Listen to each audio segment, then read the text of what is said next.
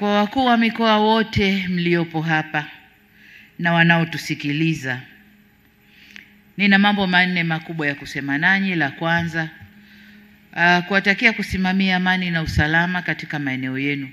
Nyinyi ni wenye viti wa kamati za usalama kwenye maeneo yenu. Kwa hiyo kipindi hiki tunachokwenda, kuna vijichokochoko vinaweza vikatokea vya makusudi na vya bahati mbaya. Nataka mkasimame imara kuhakikisha mikoa inabaki salama. Tunakwenda kwenye uchaguzi tukiwa salama. Najua tunakwenda kwenye mchakato wa uchaguzi, makundi yatahibuka mengi. Nendeni kama makamisa wa mikoa, kasimameni imara, hakikishe mikoa inabaki salama. Lakini la pili, usimamizi wa fedha za serikali.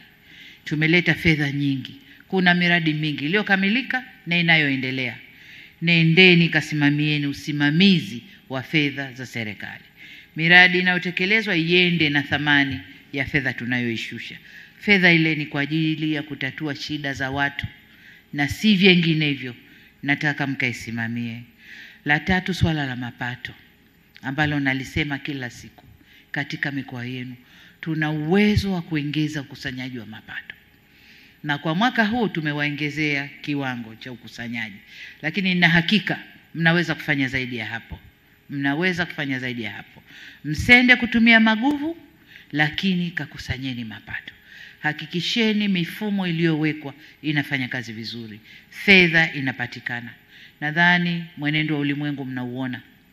Akitoka kuchokozana huyu, anaingia kuchokozana huyu. Akitoka huyu, anaingia huyu. Uko mbele hatujui kinachokuja. Kama kutapanda bei za bidhaa, kutapanda mafuta, kutafanyaje. Wengine wanajivuta katika misaada. Kwa hiyo la maana hapa ni kukusanya ndani kwetu. TRA inafanya vizuri, nataka mikoa ikafanye vizuri. Simamieni halmashauri zikusanye mapato vizuri.